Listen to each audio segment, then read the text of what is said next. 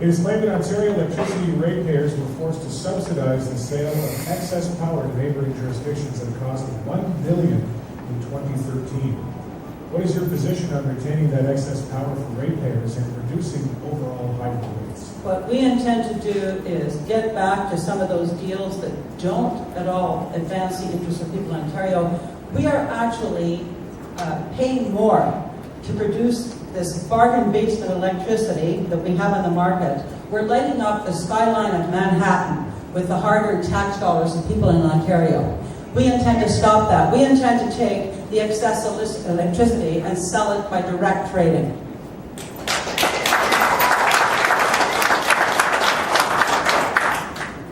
Next up, Jim. Before this government put this Green Energy Act in place, which both the NDP supported the Liberals on, they were told by experts in the field that it was not manageable. Our system is not designed for many inputs. It's made for power plants spread around the province. And we're seeing power come on when we don't need it. Wind power at night when we don't have a peak forces us to sell the power at a loss, because at the same time we don't have a peak, neither do our neighbors. So they have to go in and shut down something they have. And it's basic physics. You have to listen to the science, and you just can't go in and green energy is a great thing. But we're the only jurisdiction left promoting. Everybody else has tried it, seeing that they can't make a turnover and allow business to stay. As the Auditor General said, for every job you create, you lose 4 in the manufacturing sector. And we've seen evidence of this in this economy. People are losing their jobs. It's driven up the cost of doing business, can't afford to do business. Thank you, Jim.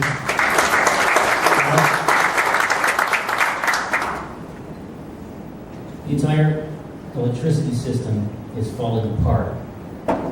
It's been micromanaged and badly managed for a long time. It's collapsing under its own weight. We've bailed it out once before. As I mentioned earlier, we've already paid the debt reduction charge, but a bunch of the money's been siphoned off and the debt reduction charge is still unbilled. We need free markets. When the marketplace is telling us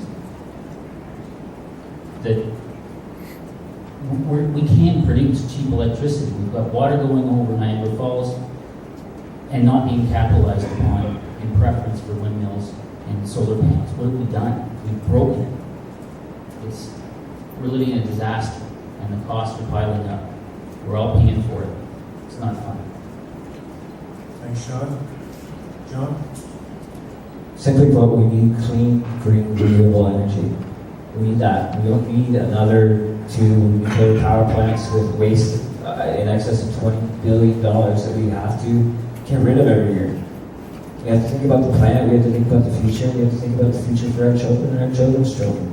That's the reality of the situation. Yes, costs are out of control, we need to get those under control, and it's part of our plan to do so. Thank you, John. We have the floor for debate. I'd like to say that I'll concede that there were mistakes made with the rollout of the Green Energy Act. There were huge mistakes. It doesn't mean it's a bad idea. It's concept. I'd also like to say that no party has a lock on all the good ideas out there. And the smart party is the one that recognizes a good idea no matter where it comes from and gets behind it. We will all profit from green energy in the future. And to blame the Green Energy Act for our problems now, come on. Green energy, solar, and wind is only responsible for some 10% of the electricity we use in the province. So let's not blame it for what's going wrong with hydro. We're spending $20 billion a year on green energy that we don't need. We spent $20 billion We're producing when we don't need it. They bragged about Germany being the leader. Germany, who was paying half the subsidies we were, canceled their program and is building 7 new coal plants this year. Just shows they put their economy first. We're not encouraging the coal, but even the Liberal plan, you talked about closing down nuclear. Their plan is to same as ours, redevelop the nuclear. It's the cheapest power we have, the most reliable, until the science leads us to something else. There's absolutely nothing wrong with green energy, as long as the producers are not subsidized. I can buy myself a panel, I can produce my own electricity. Maybe I can work it into the grid, a little cooperation from whoever's managing the grid, hopefully not the government. But I'll sell the electricity and buy the electricity at fair market rates. In And let's- 2005, Destroying the whole system. in 2005, the Quebec government offered Ontario all the power it wanted, all the green power it wanted, for 4 cents a kilowatt hour. Dalton McGuinty said, no, I want a made in Ontario solution.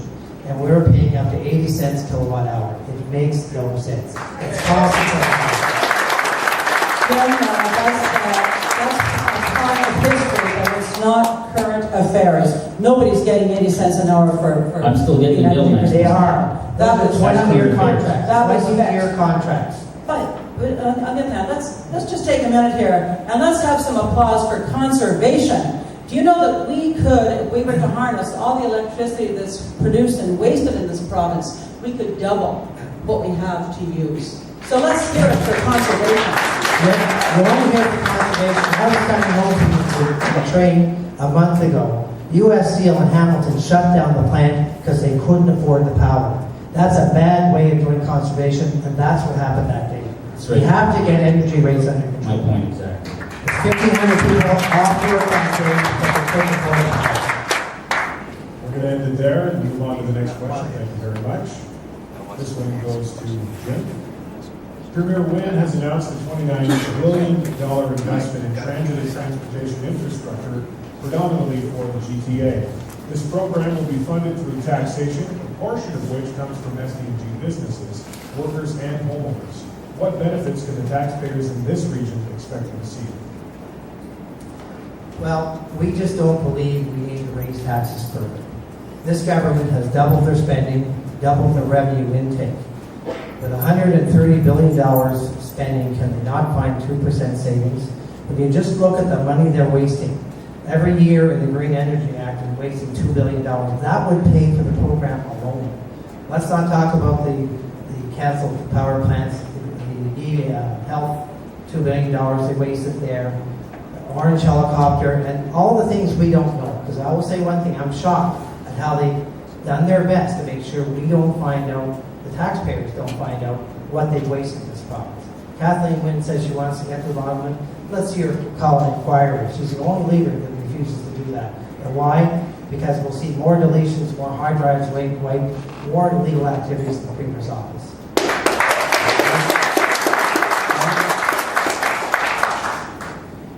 I think the issue is the centralization of the source of the funds, the source of the taxation, and the source of the administration of the investments in the infrastructure. Local governments can do a better job of dealing with local issues, and transportation issues should be localized.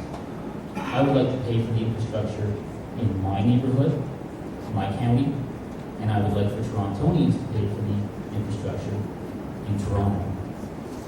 And I don't know about you guys, but I get the sense that every time I pay taxes to the centralized government, I don't get my fair share back in services down in Banesville. Maybe I'm wrong, but that's my sense. I don't think I'm wrong. Thanks. Thanks, John.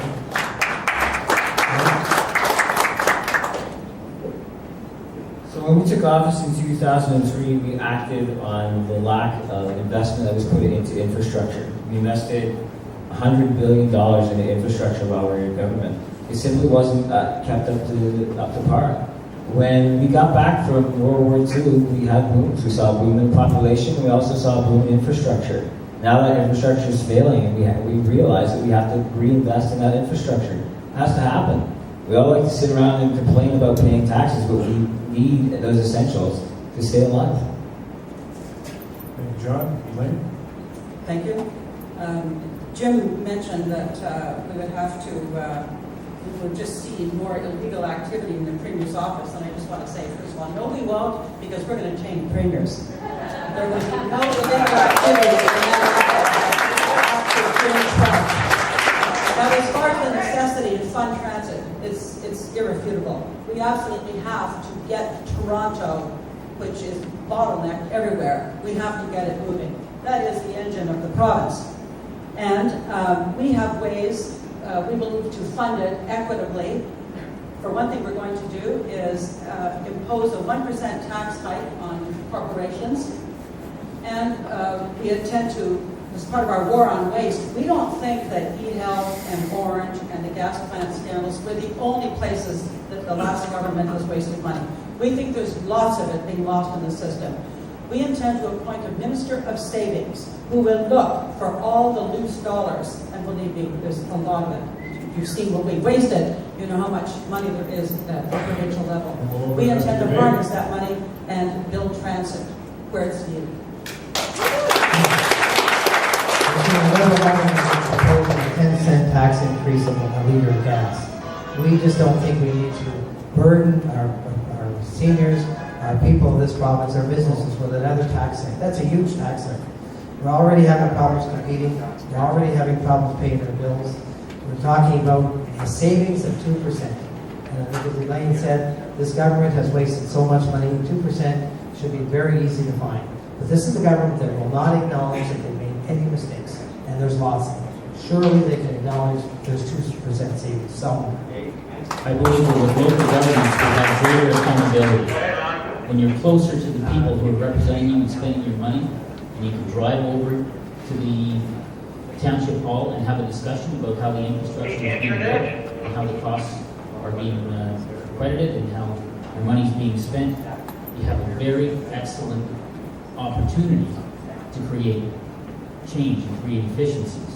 When we send it to Toronto, we have a very diluted voice in how the money is spent and the efficiency with which it's put in place in infrastructure. I'd like to see a decentralization of government and have a lot greater power in our democracy by localizing the taxation and the spending. The Tim-Heback government will cancel highway projects across Ontario needed for transit projections in the We've acknowledged an urgent need for infrastructure. It's been neglected for the last 10 years. We're talking the same money as the Liberals are talking. We're just talking about funding it through savings. We're not talking about raising taxes for this. by firing 100,000 our numbers people. show It's a great way to lower get savings. taxes. It's fire We can 100,000 lower people. taxes. What about the 550,000 people that you probably end up losing their jobs in the service industry and trades to support those 100,000 people that you're going to fire? We're not firing anybody. That's the Liberal message. When you get desperate, No, that's start to lie Tim about Heback's this. Yeah, it's 10 We're years talking- back. We're talking about going back to 2009 levels and starting to prioritize what our objectives are. We just don't fire healthcare. 40% of every dollar spent in healthcare. Just like in the Harris government when they said they weren't going to fire nurses, they weren't going to fire teachers, and they weren't going to fire firefighters. I met somebody today that has a 97-year-old mother in emergency in a wheelchair for over 7 hours. No beds there. There are beds locked and closed. Nobody can run. Cuts to hospitals, cuts that we've inherited from the Harris regime by the After 10 years, there were mistakes made, and the money they spent, if they couldn't correct them, they only agreed with it. Winchester Hospital closed 14 beds last month. 22%, they just built the beds. That's what and they're closed. The ICU... Talk to the people at Winchester Hospital, talk to the people running the hospital, they'll tell you it's not Why did you build them? You didn't hire the nurses. There are nurses that can't be... Thank you, could everybody. be We're there. going to call it there. We're going to need